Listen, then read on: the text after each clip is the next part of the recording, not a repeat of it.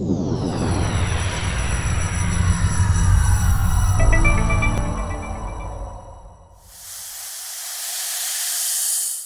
tabernáculo, el Señor ordenó, y vamos a leer en la palabra en qué momento, en qué pasaje de la Escritura y con qué condiciones Dios ordenó que se erigiera el tabernáculo. Y en el capítulo 25 del libro del Éxodo, vamos a leerlo, en los versículos del 1 en adelante dice la Biblia: Jehová habló a Moisés diciéndole: di a los hijos de Israel que tomen para mí ofrenda. De todo varón que la diere de su voluntad, de corazón tomaréis mi ofrenda. Esta es la ofrenda que tomaréis de ellos: oro, plata, cobre, azul, púrpura, carmesí, lino fino, pelo de cabras, pieles de carneros teñidas de rojo, pieles de tejones, madera de acacia, aceite para el alumbrado, especias para el aceite de la unción y para el incienso aromático, piedras de ónice, piedras de engaste para el efod y para el pectoral. Y harán un santuario para mí y habitaré en medio de ellos. Esta frase es importante. Y harán un santuario para mí y yo habitaré en medio de ellos. Conforme a todo lo que yo te muestre, el diseño del tabernáculo y el diseño de todos los utensilios, así lo haréis. Dios dijo, cuando hablamos del tabernáculo, estamos diciendo que Dios determinó que el tabernáculo sería la forma a través de la cual no solamente Dios les mostraría al pueblo de Israel, les conjugaría lo que concernía a la ley de los sacrificios para que el pueblo pudiera nuevamente acercarse a Dios, sino que de alguna manera el Señor a través del tabernáculo estaba restaurando lo que Él en el huerto del Edén había establecido. Cuando leemos la Biblia en el libro de Génesis, la Biblia dice que Adán se paseaba por el huerto y en el mismo huerto el Señor, o sea que la comunión que Adán y Eva tenían con el Señor era una comunión muy clara. Dios se paseaba por el medio del huerto y de esa manera era una forma a través de la cual Dios le decía al hombre: yo hice este pueblo, creé para mí, con este pueblo quiero tener relación, quiero tener comunión. Pero el pecado, ¿qué hizo? El pecado rompió esa comunión. Ahora, cuando nosotros leemos en la palabra y el Señor establece el tabernáculo, el Señor de alguna manera está diciendo: yo quiero restaurar esa idea original a través de la cual yo haré presencia en medio del pueblo. Y por eso leemos eso que dice aquí. Dice: y harán un santuario para mí. ¿Está claro? Y además dice: y habitaré yo en medio de ellos. O sea que el santuario no era para el pueblo. En el santuario no tenía como propósito que el pueblo se congregara. En el santuario el pueblo no tenía la intención. Hoy día nosotros hacemos estos templos y obviamente en el templo que procuramos que la gente venga a congregarse. En el santuario, en el tabernáculo, no se procuraba eso. En el tabernáculo no era la idea que la gente entrara al tabernáculo. El tabernáculo era el lugar donde Dios moraba. Y de una manera muy directa Dios mostraba el tabernáculo cuando se erigió el tabernáculo. En el tabernáculo vemos que Dios hacía presencia. Y una evidencia de que Dios estaba en el tabernáculo era que siempre y de manera permanente había una nube, una columna sobre el tabernáculo diciendo: ahí está la gloria de Dios. Entonces, el tabernáculo tenía dos propósitos. Primero, expresarle, permitirle al pueblo que pudiera de manera visible tener una fe, que de manera visible el pueblo pudiera tener conexión con la palabra, que el pueblo pudiera tener conexión con el plan profético, que el pueblo pudiera tener una simbología de acuerdo a el plan de redención. El tabernáculo lo que buscaba era no solamente Dios acercarse al pueblo, porque Dios quería habitar con el pueblo, sino también era una manera a través de la cual el pueblo podía acercarse a Dios. Como el pueblo no se podía acercar de cualquier manera, Dios estableció en el tabernáculo una serie de elementos, que es lo que vamos a comenzar a estudiar a partir de este tiempo. Cuando leemos el tema del tabernáculo, Dios dice en el capítulo 35 ya se da la orden a través de la cual se debía traer las ofrendas. En el capítulo 35 en los versículos del 4:35, dice que, y habló Moisés a toda la congregación de los hijos de Israel, diciéndoles: esto es lo que Jehová ha mandado. Tomad de entre vosotros ofrenda para Jehová. Todo generoso de corazón la traerá a Jehová: oro, plata, bronce, azul, púrpura, carmesí, lino fino, pelo de cabra, pieles de carneros teñidas de rojo, pieles de tejones, madera de acacia, aceite para el alumbrado, especias para el aceite de la unción y para el incienso aromático, piedras de ónice, piedras de engaste para el efod y para el pectoral de los sacerdotes. En el capítulo 20, esta fue la forma a través de la cual dijo: bueno, yo no voy a darles esto, sino que el pueblo, de lo que sucedió en la última en la última plaga, que el pueblo de Israel ya sale de Egipto, la Biblia dice que Dios dio una gracia especial sobre los hijos de Israel y ellos tomaron riquezas de los egipcios. Y de esas riquezas ellos iban a erigir el tabernáculo. Por eso hay tantísima suntuosidad en ese tabernáculo, porque eso obedecía a todo lo que el pueblo de Israel, ¿de dónde? Si ellos habían estado 430 años llenos de esclavitud en Egipto, o sea que ellos no tenían riquezas. Dice la Biblia que en el último día y antes de partir, la noche de Pascua, el pueblo fue casa por casa, y dice que despojaron a los egipcios. El pueblo de Israel tomó de alguna manera, tomó lo que los 430 años de trabajos forzados, 403, hay pensiones, cesantías, vacaciones, sueldos, mesadas, quincenas, todo Dios no permitió que los egipcios se quedaran con la bendición del pueblo de Dios. Así que si a usted le quieren enmochilar alguna bendición, reclame la provisión del cielo. Señor, no permitas que el impío se quede con lo que es mío.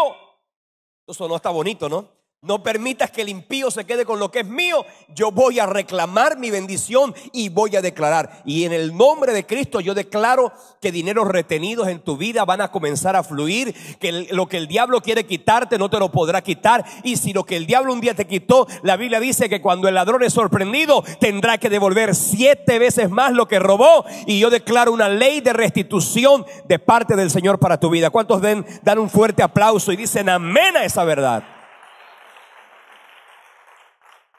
Ahora mire lo lindo que Dios dijo: bueno, ahora ya esa riqueza me la van a entregar a mí.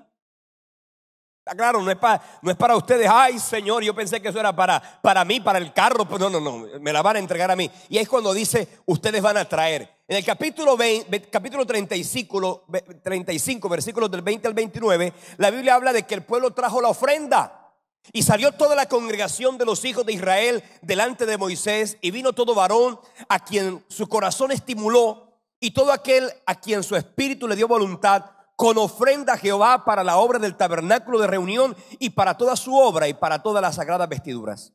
Y vinieron así hombres como mujeres, todos los voluntarios de corazón, y trajeron cadenas, zarcillos, anillos, brazaletes, toda clase de oros de joyas de oro, y todos presentaban ofrenda de oro a Jehová. Todo hombre tenía, y comenzaron a hablar de toda la forma como el pueblo de Israel. Hasta el versículo 29 trajeron ofrenda. En el versículo 29 dice: de los hijos de Israel, así hombres como mujeres, todos los que tuvieron corazón voluntario para traer para la obra que Jehová había mandado por medio de Moisés que hicieran, trajeron voluntaria a Jehová. O sea que Dios dio la orden y el pueblo corrió, ¿cierto? A veces la gente, esto habla de la solicitud.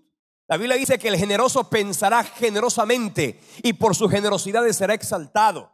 Mire, usted tiene que, si usted fuera más inteligente, a los duros, a los tacaños, a la gente que le cuesta dar, yo le voy a decir una cosa: si usted es tan tacaño y no le gusta dar, pues por pura conveniencia dé, porque no hay otra forma más maravillosa de recibir que dando.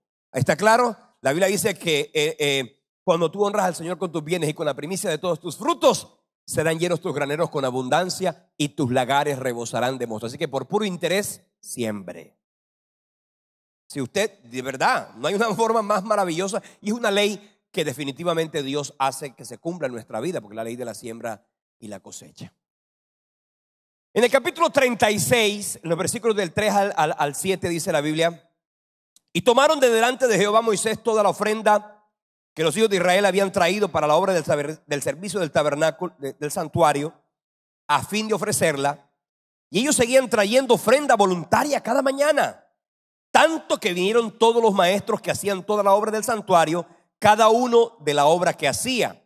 Y hablaron a Moisés diciendo: el pueblo trae mucho más de lo que se necesita para la obra que Jehová ha mandado que se haga. Entonces Moisés mandó pregonar por el campamento diciendo: ningún hombre ni ninguna mujer haga más para la ofrenda del santuario. Así se le impidió al pueblo ofrecer más, pues tenían material abundante para hacer toda la obra. ¿Y qué? Sobraba. ¿Usted quiere que sobre? Entonces ya sabe cuál es la forma a través de la cual en tu economía va a sobrar. Le digo, hermano, con toda honestidad, sea generoso. Aprenda que este es un concepto espiritual de trascendencia y de realidad incambiable, inmodificable. Sembrar y recibir es una verdad que nadie puede quitar. Es una verdad clara. Así que si usted tiene en su corazón este espíritu de generosidad, le digo con toda honestidad, prepárese porque usted va a cosechar.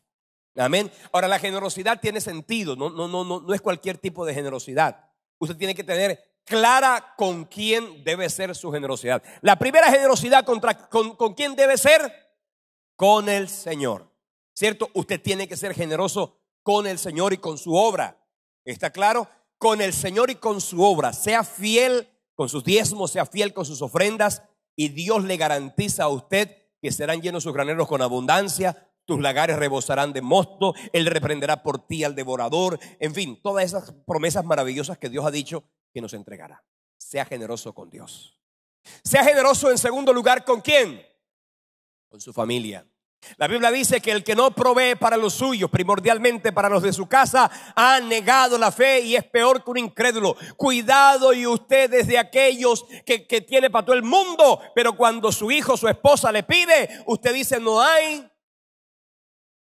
Si usted tiene, y cuando digo su familia me refiero a su esposa, a su familia cercana, pero también a esos familiares. Si usted tiene, hay gente que cuando de pronto tienen mucho o Dios los ha bendecido con un poco más, y saben que usted sabe que cuando una persona le va bien, la gente pues le toca la puerta, y la familia le toca la puerta, ¿cierto? La familia dice: ay, que estoy en esta necesidad.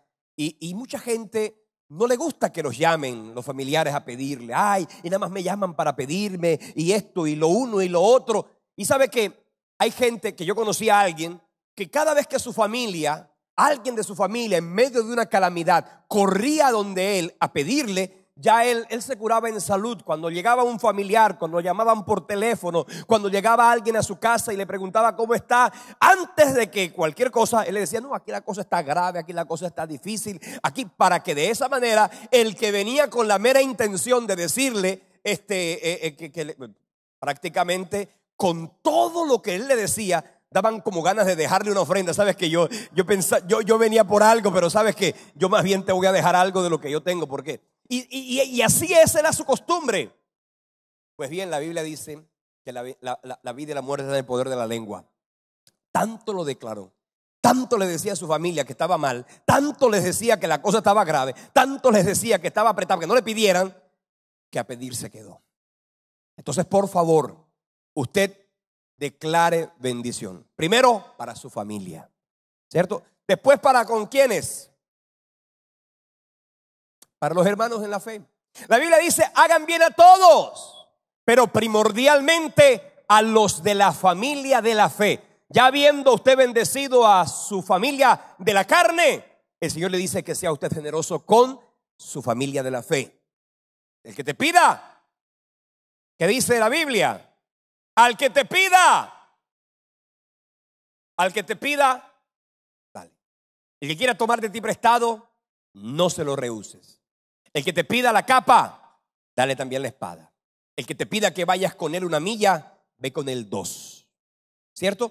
De alguna manera es una evidencia de que usted no depende de lo que tiene, sino que usted depende de la bendición que viene del cielo. Nunca un generoso se va a quedar sin nada. Un generoso se le multiplicará la bendición. Amén. Pensando en eso, Dios le dice al pueblo de Israel: traigan las ofrendas. Y ellos trajeron las ofrendas. Sobró. Y una de las cosas interesantes de Moisés es que fue honesto, y eso me gusta. Fue honesto decir, ¿sabes qué? No más. Moisés no dijo, ándale, pero de aquí yo puedo coger para mí, momentico, no, no más. Ya se llenó, ya se cubrió, devuélvanse con sus bendiciones, no las necesitamos. La oportunidad es una. Hay gente que quiere sembrar, pero dice, bueno, yo voy a sembrar si hace falta. Pidan allá y si falta, pues no, ¿sabes qué? La bendición pelela. Si alguien a usted, y hay mucha gente que no sabe dar. Hay gente que no sabe dar, pero, y el que no sabe dar, grave, porque nunca va a cosechar. Pero también hay gente que no sabe recibir. Hay gente que no sabe recibir. Y óigame bien, yo te voy a decir esta noche, y de parte de Dios te lo digo, aprende a dar. Pero también te digo, aprende a recibir. Hay gente que no sabe recibir. Hay gente que no le gusta recibir. Porque como la Biblia dice que es más bienaventurado dar que recibir, hay gente que no le gusta recibir. Hay gente que no le gusta que le den. Hay gente que no le gusta que le ayuden. Hay gente que no le gusta cuando alguien le va a dar. No, ya no. ¿Sabes qué? Cuando alguien te quiera bendecir, recibe la bendición.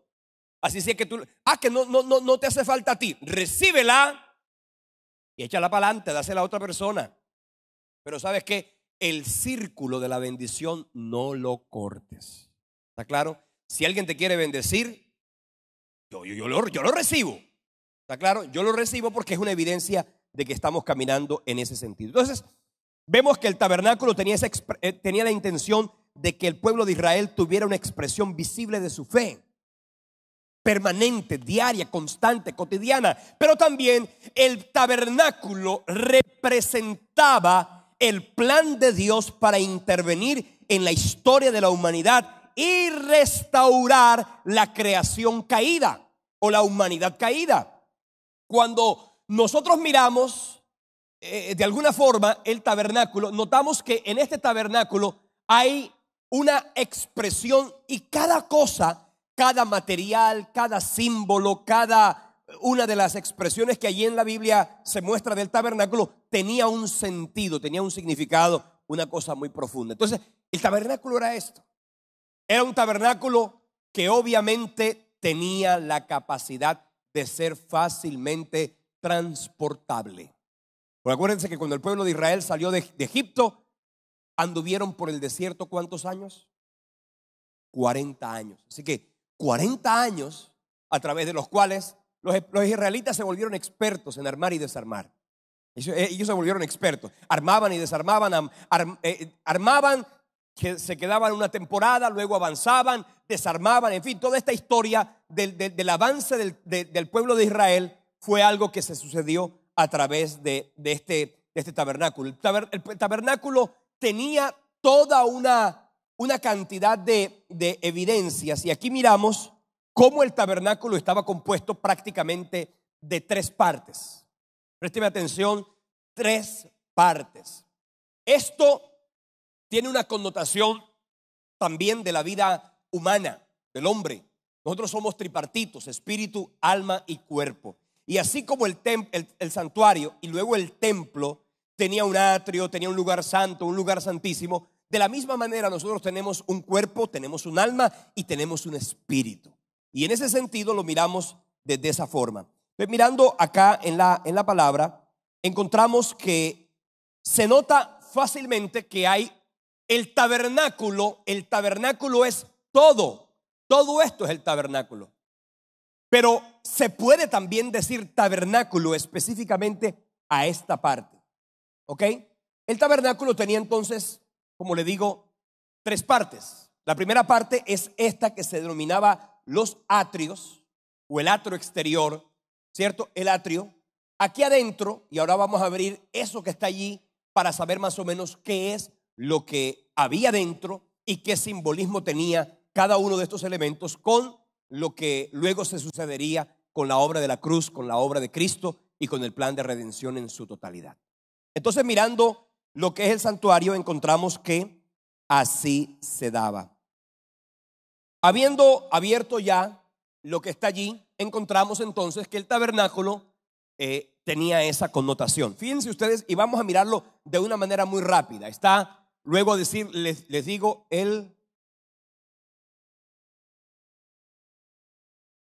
Diga, qué increíble. Mis hijos han jugado con esto hasta más no poder. Y claro, no hay cosas que duren toda la vida, ¿no? Vamos a ver. Entonces, cuando leemos el tabernáculo, y yo quiero que usted se familiarice.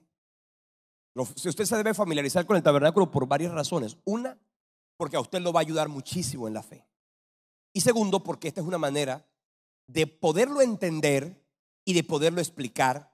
Cuando usted le explica a alguien el tabernáculo, de alguna manera la gente puede comprender así el plan de redención. En el tabernáculo está claro, una forma maravillosa a través de la cual se puede explicar el plan de redención. Entonces, el tabernáculo consistía en esta primera parte. En la primera parte habían dos elementos. Uno era el altar de bronce. Esto que está aquí se llama el altar de bronce. Y esto que está aquí se llama el lavacro o la fuente. ¿Cierto? Son dos elementos que se encontraban en el atrio exterior. En el lugar, en el tabernáculo como tal, había dos partes. Aquí, si usted puede notar, hay un velo, una cortina que separa este lugar, que es el lugar santo, y el lugar santísimo. El lugar santo es este que está aquí. Fíjense una cosa, esto que en el altar de bronce, que vamos a mirar un poquito lo que esto significa.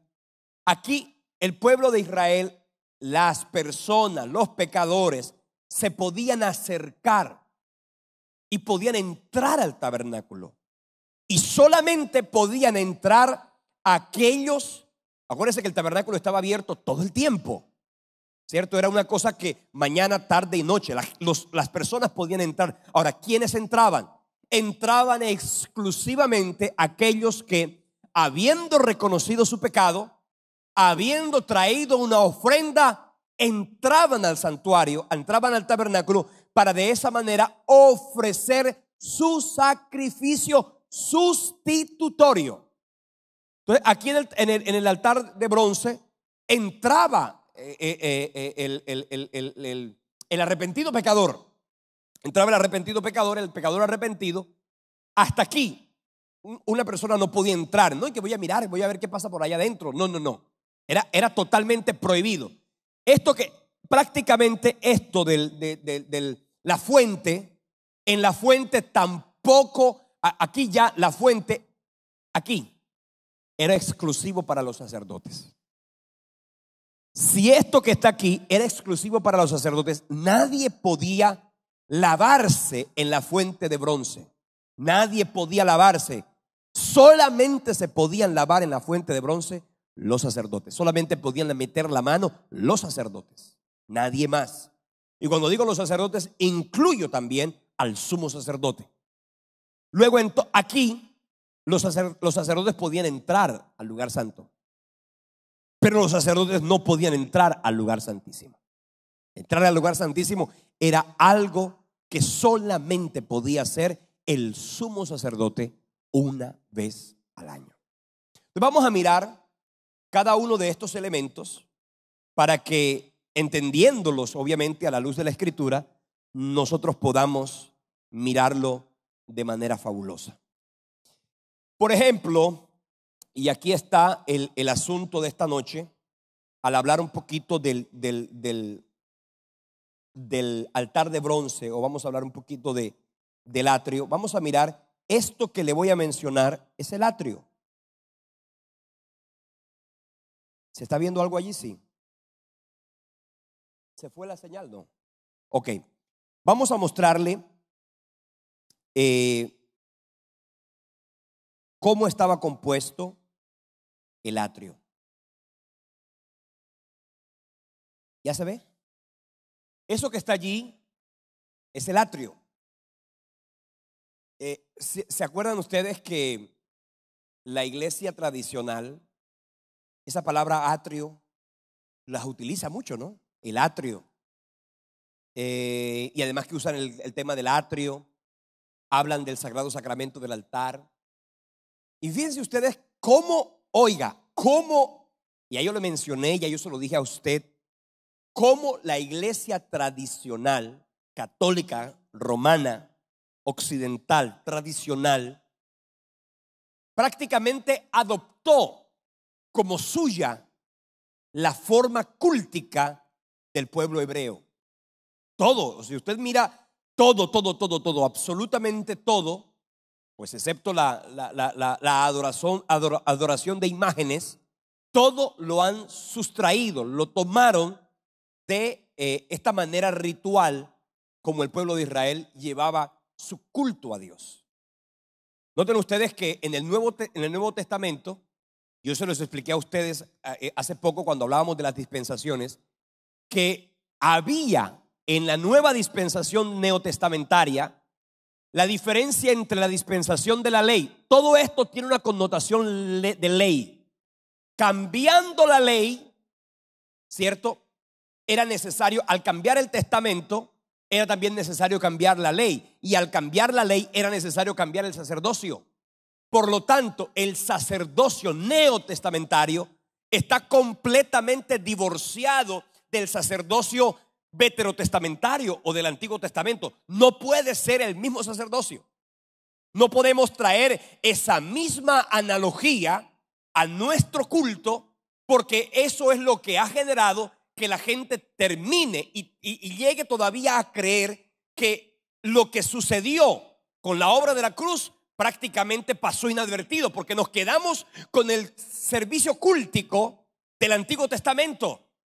Entonces la gente, cuando hablábamos, por ejemplo, y eso se nos quedó a nosotros, como por ejemplo decir, bueno, como la iglesia tradicional en el altar, ¿cierto que sí? Tienen una cajita, que esa cajita se llama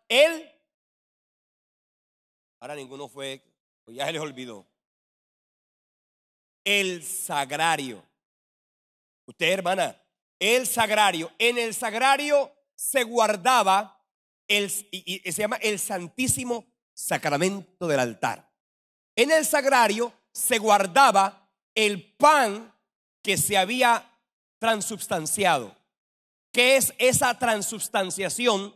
De lo que la iglesia tradicional habla, dice de que el pan se volvía literalmente el cuerpo de Cristo. Entonces lo guardaban allá. Entonces hacían una analogía entre ese cuerpo, ese pan que se transubstanció en el cuerpo de Cristo, y lo guardaban. Entonces prácticamente ellos cogieron, y ojo con eso, cogieron eso que en la antigüedad es reservado únicamente a unos pocos. En la iglesia tradicional también se lo reservaron para unos pocos. Por eso de ese santuario, de ese sacramento, solamente podía comer el sacerdote. Y fíjese que uno siempre miraba, y que se tomaba el vino y partía, y uno se lo quedaba mirando como que eso era solamente para él. ¿Cierto que sí? Uno siempre lo miraba como que eso era solamente para él.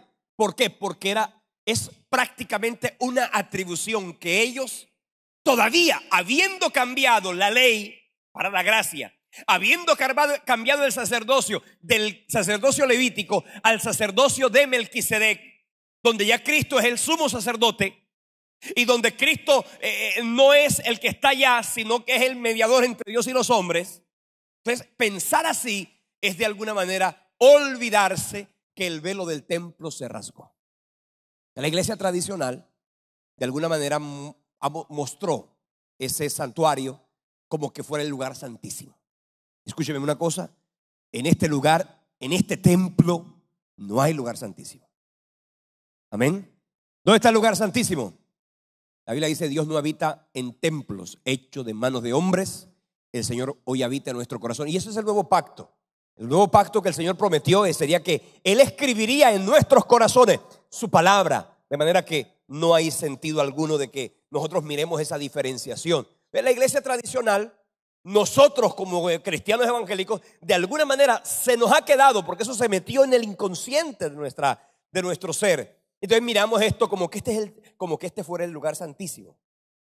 Que si alguien se sube aquí de pronto con la vida no como muy buena, le va a pasar lo que le sucedió a la sacerdote que se montaba y entraba al lugar santísimo. Imagínese, hermano, qué tal que fuera así. Aquí todo el mundo estaría muerto. ¿Sí o no? No, que es que aquí solamente se pueden montar santos, santos, santos, 3 veces santos. No. Ese concepto de antaño, donde la gente decía, a ese Dios santo no se le puede acercar un corrompido pecador, eso cambió. Óigame bien, y le doy buenas noticias. Eso cambió. ¿Por qué? Porque en la antigüedad la gente tenía que santificarse para poder entrar en la presencia de Dios. En el nuevo pacto, tú te acercas a la presencia de Dios y ahí es cuando eres santificado. Fíjate que la diferencia cambió completa y diametralmente. O sea, no es que yo debo limpiarme del pecado para acercarme a Dios. No, es que yo me acerco a Dios y Él me limpia de mi pecado. Qué hermoso eso, ¿eh? El Espíritu Santo es nuestro santificador y eso merece un fuerte aplauso.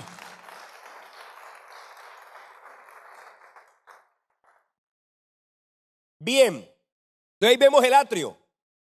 En el atrio, noten ustedes que encontramos no solamente en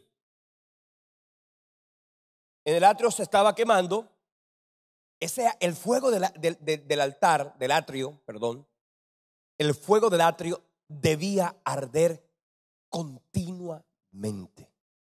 Ese atrio, ese fuego de allí no se podía apagar, prácticamente debía arder continuamente. Entonces, ahí encontramos que en ese lugar que estaba hecho, y ahora voy a explicarles de qué estaba hecho, encontramos el atrio y también encontramos allí lo que se denomina, ahí está la fuente de bronce, fíjese, la fuente de bronce. La forma como la fuente de bronce en realidad haya sido, no se puede precisar. No podemos decir, esto que está aquí, este altar, este altar de bronce, así fue, pero la fuente no podríamos nosotros decir que es exactamente así. Hay otros que dicen que pudo haber sido la fuente de esta manera. Fíjense que ahí está la fuente de bronce, tiene dos formas.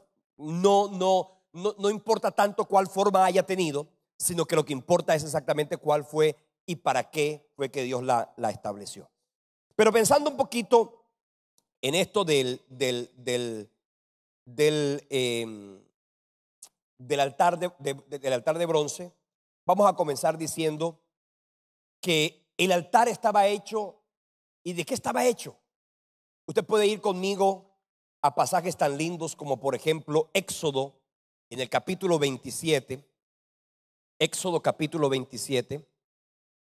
Y allí vamos a mirar cómo fue que Dios dijo que debía hacerse ese altar de bronce. Éxodo capítulo 27, versículos del 1 en adelante, dice así la Biblia: harás también un altar de madera de acacia de 5 codos de longitud y de 5 codos de anchura.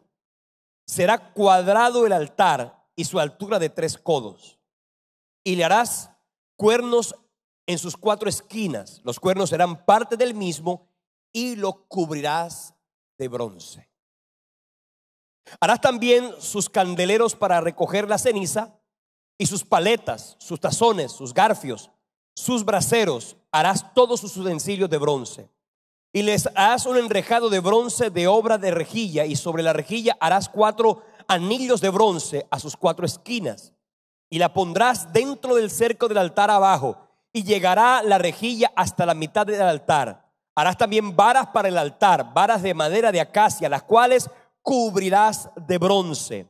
Y las harás, y las varas se meterán por los anillos, y estarán aquellas varas a ambos lados del altar cuando sea llevado. Lo harás hueco de tablas, de la madera que te fue mostrado en el monte, así lo harás. Fíjense ustedes que cuando nosotros miramos el concepto de ese altar, estamos diciendo que ese altar estaba hecho de madera.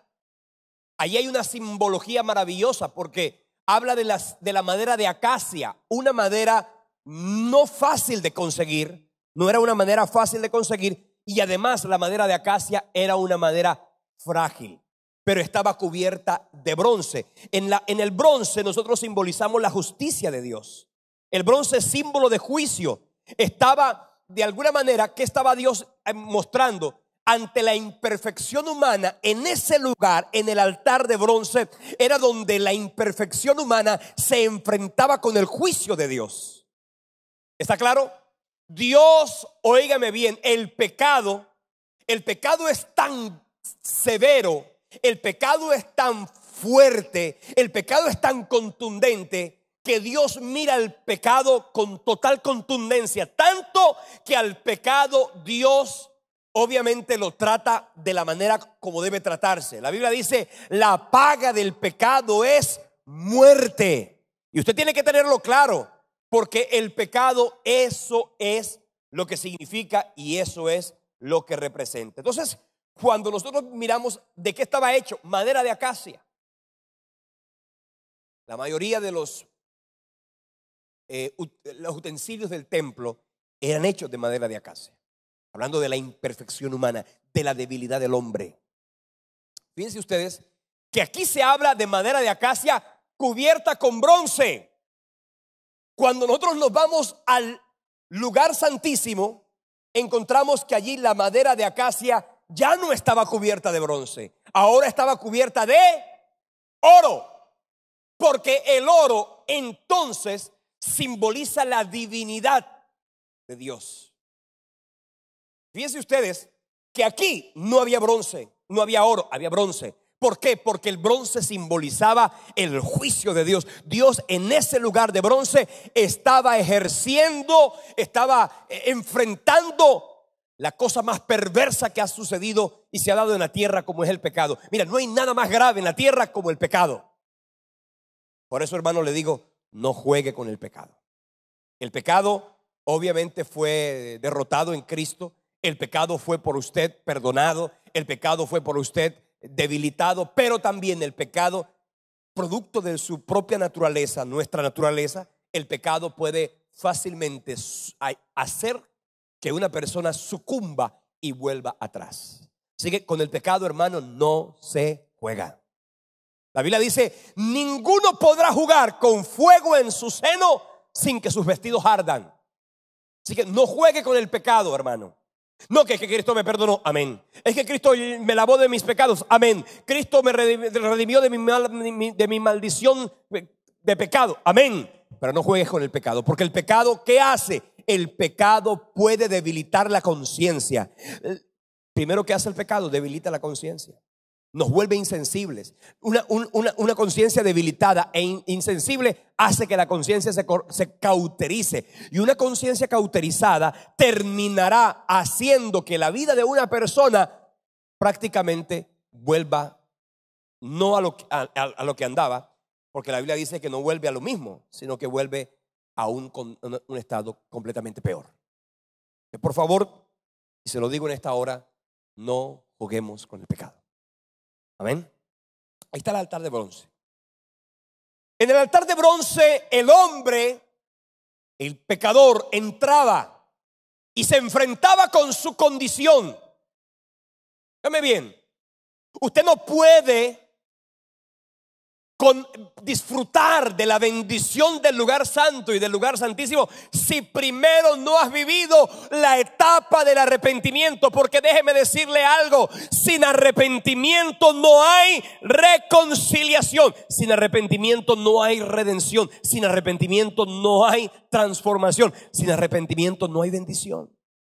En el libro de los Proverbios, en el capítulo 28, en el versículo 13 dice: el que encubre sus pecados no prosperará, pero dice sí, el que los confiesa y se aparta alcanza misericordia. Es decir, que lo que a mí me permite entrar a disfrutar de las riquezas y de las bendiciones de Dios, ¿sabe qué es? Es el arrepentimiento. Sin arrepentimiento no hay salvación. Sin arrepentimiento no hay transformación. Sin arrepentimiento no hay bendición. Y óigame bien, sobre todo eso lo digo a los padres, a los esposos, a la gente que está viviendo relaciones con algunas personas. Déjeme decirle algo: tenga mucho cuidado, porque el arrepentimiento se confunde fácilmente con el remordimiento. El arrepentimiento fácilmente se confunde con el remordimiento. Parecen lo mismo. Una persona remordida y arrepentida lloran igual, se lamentan igual, prometen igual. Ay, perdóname, lloran igual. O sea, el arrepentimiento y el remordimiento se parecen mucho. Pero ¿qué ocurre con el arrepentimiento? Significa esto: confesar sus pecados y apartarse. Eso es arrepentimiento. Remordimiento es: me pillaron. Y solamente porque lo pillaron es que llora. Solamente porque la pillaron es que se lamenta. Solamente porque lo descubrieron es que se entristece. Pero de no haber sido pillado, de no haber sido descubierto, de no haber sido censurado, hubiera continuado en su corrupción, en su iniquidad, en su pecado, en su maldad. El arrepentimiento lo que hace es el remordimiento lo que hace es sugestionar. Ay, perdóname, que no lo vuelvo a hacer, que no lo vuelvo a hacer, que no lo vuelvo a hacer, que no lo vuelvo a hacer, que no lo vuelvo a hacer. Pero no ha habido verdadero cambio. No juguemos con la gracia de Dios. Entonces miren ustedes, el Señor dijo que en el altar de bronce, ojo, ¿de qué material era hecho? Bronce, madera y bronce. ¿Ok? Madera y bronce. El hombre, ahí estaba manifestado entonces el concepto de la condición humana pervertida y perversa y el juicio de Dios. O sea que ahí está, allí estamos viendo la obra de Cristo. El altar de bronce es Cristo. ¿Por qué es Cristo? Y se lo voy a explicar de esta manera. Porque Cristo, siendo hombre, asumió la debilidad de la madera de acacia. Él asumió esa debilidad. Pero también tuvo que vivir el juicio de Dios. Porque la Biblia lo dice. Dios puso sobre él el castigo de nuestra paz. La Biblia dice: maldito el que es colgado del madero. La Biblia dice que Cristo, por causa del pecado en la cruz, el Padre le dio la espalda. Dios, en ese momento de intensidad, derramó sobre Cristo toda la ira de Dios fue derramada en la persona de Cristo. Así que ese altar de bronce es Cristo. Amén. ¿Cuántos conocieron a Cristo? Ahora, no tiene usted que hacer un altar de bronce en su casa. Lo que usted tiene que hacer es entregarse a Cristo. O tú te entregas a Cristo, entonces Él es el que va a arreglar tu problema de pecado. Él es el que se va a encargar de arreglar y de restaurar todo lo que hay en tu corazón. Quiero decirle algo para que usted lo sepa. ¿Qué pasaba en ese altar de bronce? En ese altar de bronce se ofrecían los sacrificios. Y voy a hablarle de los 4 sacrificios que usted va a encontrar en el libro de Levíticos. Resulta que leyendo el libro de Levíticos, tú vas a encontrar 4 diferentes tipos de ofrendas. 4 diferentes tipos de ofrendas. Y si usted vino acá como una persona muy inteligente, usted va a tomar nota de lo que yo le voy a enseñar. En el altar de bronce se ofrecían ofrendas por el pecado u ofrendas expiatorias. ¿Ok? En el altar de bronce se ofrecían holocaustos. En el altar de bronce se ofrecían oblaciones. Oblaciones, de bla, bla, bla, pero oblaciones. Y en el altar de bronce se ofrecían ofrendas de paz. 4 diferentes tipos de ofrendas. Las ofrendas por el pecado,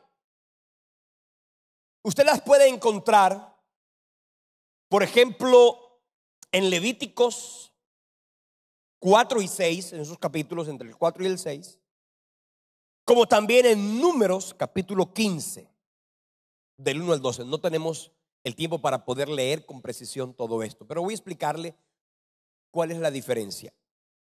Levíticos 4, capítulo 4 al 6, ahí está la diferencia, la clasificación de las ofrendas por el pecado. Y en Números 15, del 1 al 12, encontramos las ofrendas expiatorias. Son dos cosas distintas, pero formaban parte de lo mismo. ¿Por qué? Porque en este lugar el hombre se enfrentaba a su pecado. ¿Y por qué dos tipos de ofrendas? Dos tipos de ofrendas: la ofrenda por el pecado y la ofrenda expiatoria. ¿Por qué? Porque la primera tenía que ver con las faltas que el hombre cometía respecto de Dios o contra Dios.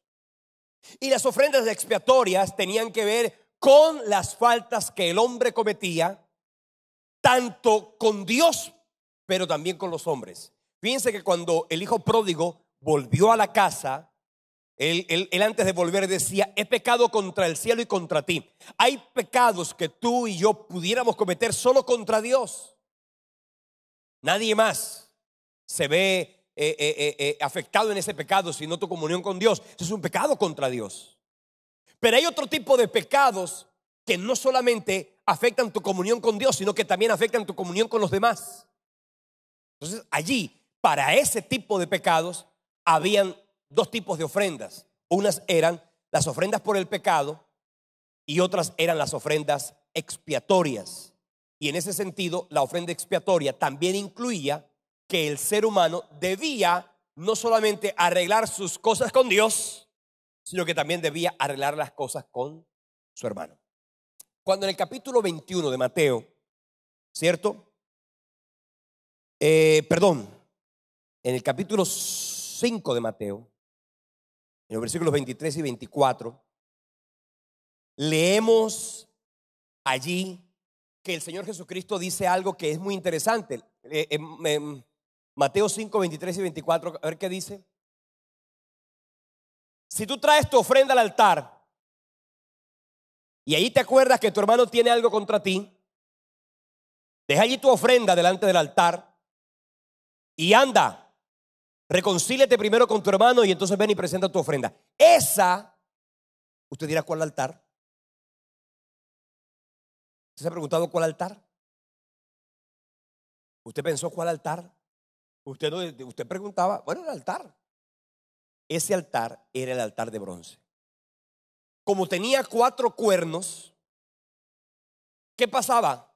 Que esa ofrenda expiatoria, la ofrenda por el pecado dependía de repente de la condición de una persona. Una persona había cometido un pecado y por la ley sustitutoria una persona podía traer un cordero, una vaca, podía traer una tórtola, podía traer unos palominos, porque las ofrendas por el pecado eran ofrendas que tenían que ver, lo que hacía la ofrenda por el pecado grande no era el pecado grande. Lo que hacía que la ofrenda fuera grande era el poder económico de la persona. Si la persona tenía poder económico, compraba un becerro. Si no tenía, un cordero. Si no, unas tórtolas. Si no, unos palominos. Pero importante que se sepa que eso dependía no del pecado, sino dependía del poder económico de la persona. Entonces, en esa ofrenda por el pecado, la persona venía, la traía, se tenía que derramar la sangre.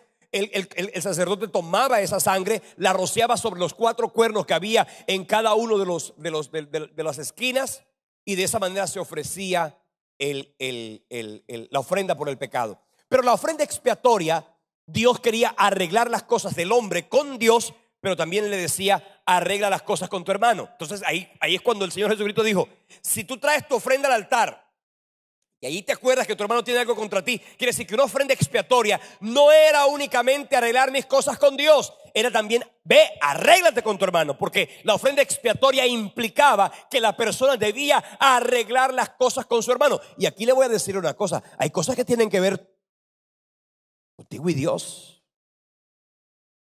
Hay cosas que tienen que ver entre tu comunión con el Señor. Ella en lo secreto, ve y habla con Dios de tu asunto, corrige tu falta y echa para adelante.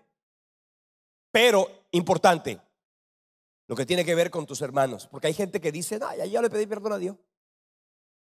¿Ya? Señor, la ofrenda no era efectiva. La ofrenda no era efectiva si no había restauración y no había reconciliación. Y cuando la palabra reconciliación no era únicamente la reconciliación del Antiguo Testamento, no era, ay, perdóname, no lo vuelvo a hacer. No, era que yo tenía que enmendar la falta. Yo tengo que enmendar la falta. Ojo con eso, ¿ah?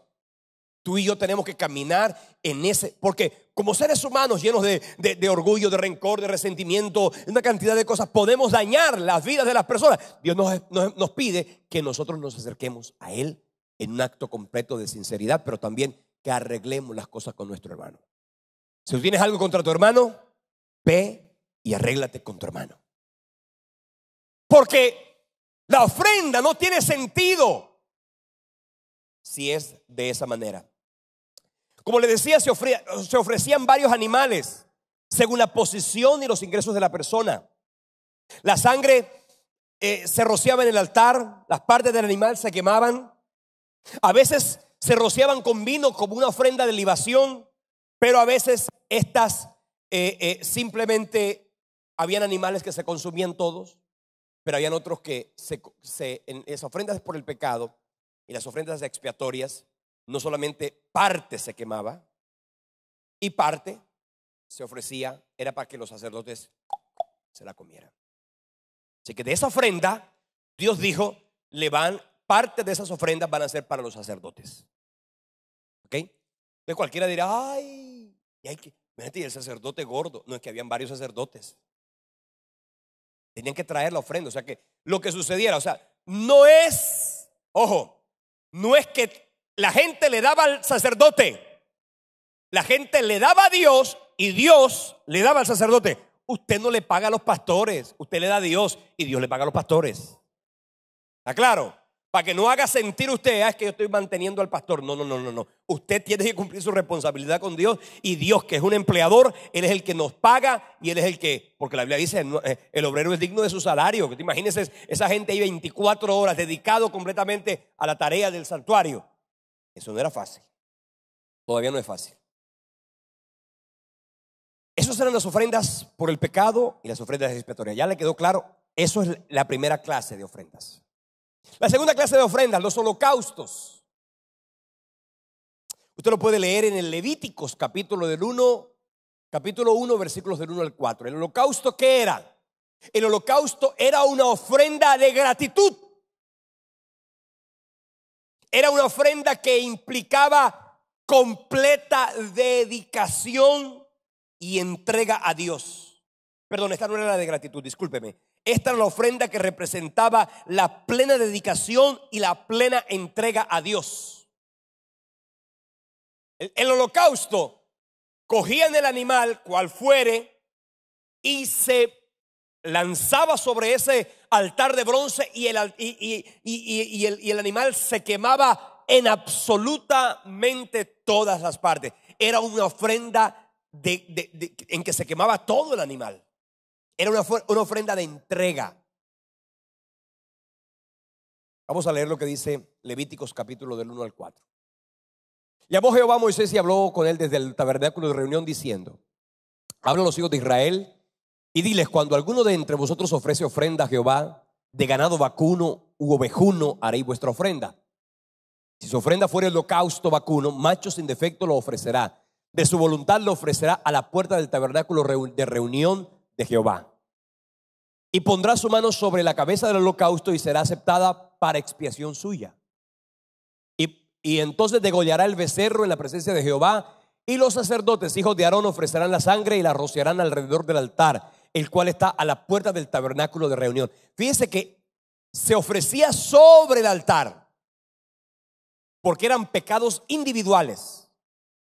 No era lo que les voy a explicar más adelante cuando hablemos del día de la expiación, que eso se hacía una sola vez al año y no era por una persona, era por todo el pueblo. Y ahí lo sigue diciendo y sigue describiendo cómo será ese holocausto. Esto habla de la entrega completa. Y en eso te quiero hacer una pequeña pregunta. De ti, ¿qué le has entregado al Señor? Salmos capítulo 51, versículos 16 y 17 dice. Salmo 51, versículo 16 dice: porque no quieres sacrificio que yo lo daría, no quieres holocausto. O sea, en la antigüedad, el holocausto era maravilloso, la gente entregaba y era fácil, la gente entregaba el animal, lo quemaban en su totalidad. Cuando se hablaba de holocausto, ojo, cuando se hablaba de holocausto se quemaba todo, ¿no? Ahí no había nada para el sacerdote, no podía el sacerdote coger nada, era solo para Dios. Y aquí dice David: no quieres sacrificio, no quieres holocausto. 17. Los sacrificios de Dios son el espíritu quebrantado, al corazón contrito y humillado no despreciarás tú, oh Dios. Entonces la pregunta es: ¿qué parte de ti ya le entregaste al Señor? Esto no es como que el proceso de entrega, de nuestra entrega a Dios, debe ser un proceso definitivo, a través del cual tú le digas: Señor, yo te dedico lo que soy, lo que tengo, todo te lo entrego. No sigas jugando. Y no sé por quién lo digo, pero Dios te confronta en esta hora. No sigas jugando con la fe. No sigas jugando a la iglesia. No sigas jugando al evangelio. No sigas jugando, me entrego, no me entrego, me consagro, no me consagro, me consagro, me desconsagro. No sigas jugando. Dios te está llamando y te está diciendo: quiero que te entregues a mí de una manera completa y definitiva.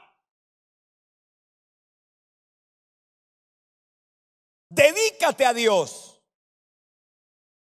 Eso significaba el holocausto. Era una manera que yo me dedico a Dios, me entrego completamente. Entrégate, sin reservas, sin condiciones. Entrégate, date a Dios. Eso es más difícil que dar una ofrenda. Eso es más difícil que entregar el diezmo, porque a veces entregar el diezmo es, aunque doloroso, prácticamente fácil. Saca la cuenta, pum, pum, y hace la consignación. Y no le estoy diciendo que, ay, no, Señor, este mes no voy a dar mi diezmo, esta vez me voy a dedicar a ti, me voy para la iglesia todo el mes. No, de ninguna manera. Nosotros no lo necesitamos a usted aquí. Viva para Dios, entrégate a Dios, no juegues con la fe. El tercer tipo de ofrenda era la ofrenda de cereales, o también llamadas las oblaciones. Eran las ofrendas de gratitud. La gente traía flor de harina, torta sin levadura, granos tostados. Se quemaba un puñado y el resto era para el sacerdote. De lo que la persona llevaba, un puñado se echaba en el altar, en el altar de bronce, y el otro al sacerdote. Para los sacerdotes tampoco era que fuera uno solo, ¿no? En esto no se exigía gran ceremonia, ¿cierto?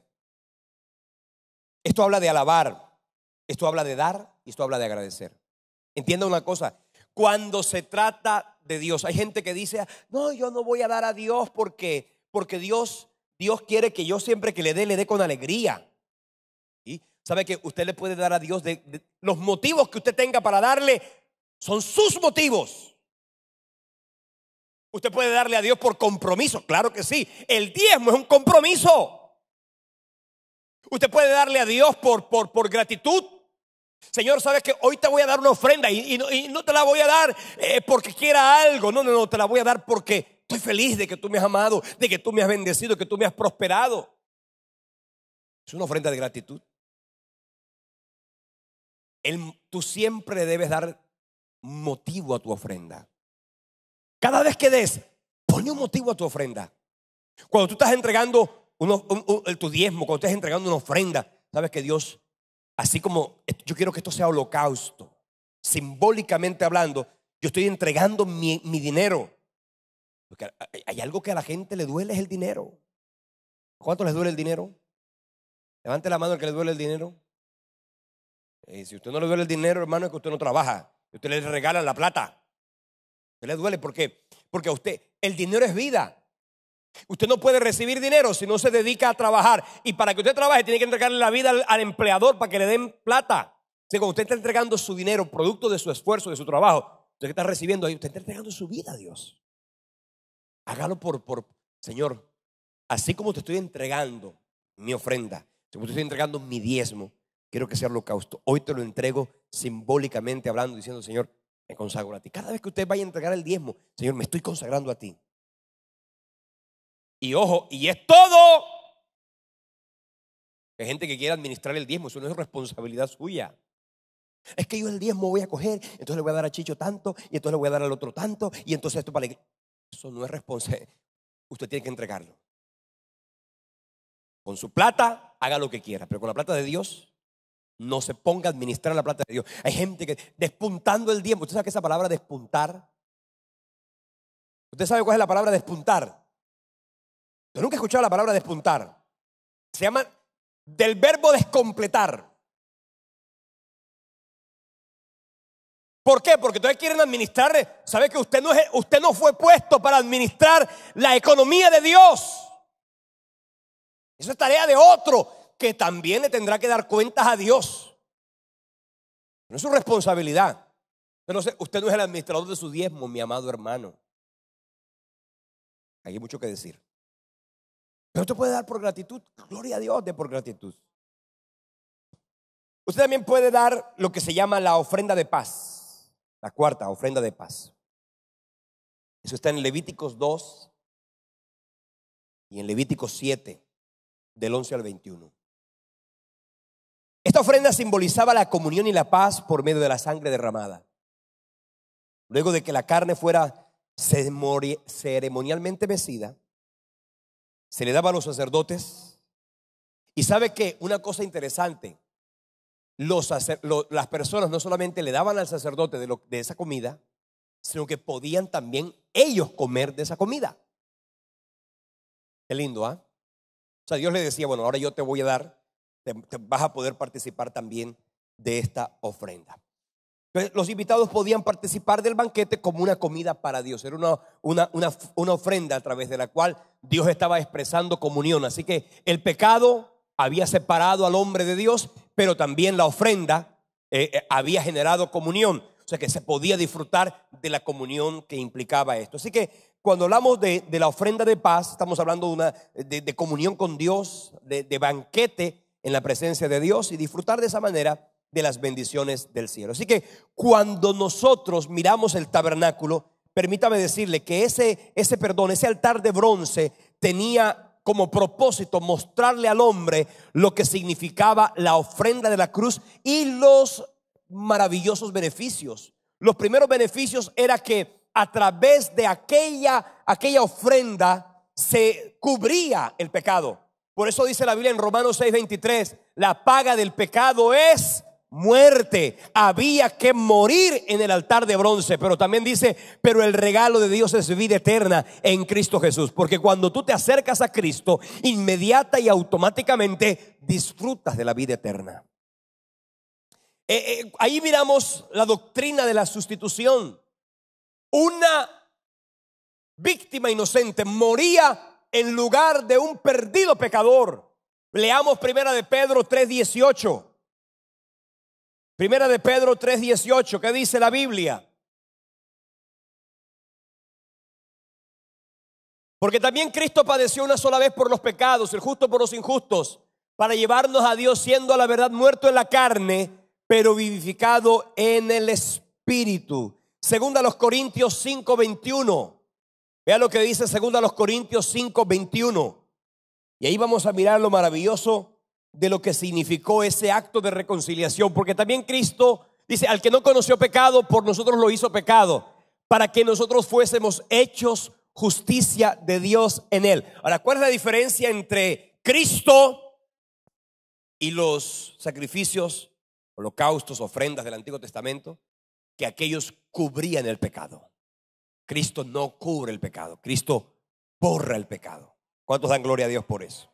Eso lo leemos, maravillosamente lo leemos, por ejemplo, en Juan capítulo 1, versículo 29. Juan capítulo 1, versículo 29 dice la Biblia, Cristo es el Cordero de Dios que quita el pecado del mundo. O sea que en la antigüedad la gente simplemente cometía un pecado, cometía una falta, pero volvía a faltar y a fallar. En Cristo el pecado fue quitado, no fue cubierto. De esa manera, Primera de Pedro capítulo 1 versículo 19. Leamos Primera de Pedro 1, 19. ¿Qué dice la Biblia? Sino con la sangre preciosa de Cristo. Vamos al 18, vamos a leer el 18, dice así, mejor. Sabiendo que fuisteis rescatados de vuestra vana manera de vivir, no la cual recibisteis de vuestros padres, no con cosas corruptibles como el oro o la plata, sino con la sangre preciosa de Cristo, como de un cordero sin mancha y sin contaminación. Dale un fuerte aplauso al Señor. Gloria a Dios por eso. Entonces, cuando hablamos del altar de bronce, el altar del sacrificio, y aquí se lo voy a decir así. En lo que se refiere a salvación, el sacrificio lo pagó Cristo por ti. Pero hay un precio que tú sí tienes que pagar. Es el precio de tu servicio a Dios, por ejemplo. Tú quieres servir a Dios, tienes que pagar un precio. La gente pretende, porque la gracia es así, regalo inmerecido. No todo, óigame bien, no todo. La salvación está plataformada en la gracia, pero no todo está plataformado en la gracia. Hay cosas que a ti y a mí nos corresponde pagar el precio. Tiene que doler, te tiene que costar. ¿Quieres un matrimonio feliz? Eso no es solo por gracia, te tiene que costar. ¿Quieres que te vaya bien en tu trabajo? Eso no puede ser solamente por gracia, te tiene que costar, porque sin esfuerzo no hay bendición. ¿Quieres que todo lo que tus manos hagan prospere? Eso no es solo por gracia, eso te tiene que costar. Entonces, la iglesia tiene que, en el concepto de la gracia, debemos enfocarnos clara y correctamente en lo que significa el sacrificio de la cruz. El segundo, voy a mostrarle el segundo elemento que se encontraba en el lugar, en el atrio, era la fuente de bronce. En Éxodo capítulo 30, el versículo del 17 al 29, leemos que allí el Señor estaba estableciendo la fuente de bronce como la manera en que el sacerdote ahora se limpiaba para entrar a la presencia de Dios. Así que el segundo objeto del atrio era solamente para los sacerdotes. Todas las demás tareas los sacerdotes las hacían exclusivamente de ellos para Dios, pero por beneficio del pueblo. Luego de presentar el sacrificio, el sacerdote se lavaba en la fuente de bronce. Este lavamiento lo purificaba y lo preparaba para entrar al tabernáculo. En Éxodo capítulo 30, versículo 20, dice la Biblia, y vamos a leerlo. Éxodo capítulo 30, versículo 20 dice: cuando entren en el tabernáculo de reunión se lavarán con agua para que no mueran, y cuando se acerquen al altar para ministrar, para quemar la ofrenda encendida a Jehová. Dice la Biblia, cuando leemos la manera como se hizo esa fuente de bronce, esa fuente de bronce se hizo de manera perfecta, con bronce también, pero tenía allí en el fondo tenía espejos, de manera que cuando el sacerdote se miraba, era una manera a través de la cual el sacerdote que estaba representando al pueblo delante de Dios, de esa manera el pueblo tenía que verse reflejado, porque esa agua que estaba allí simbolizaba la palabra.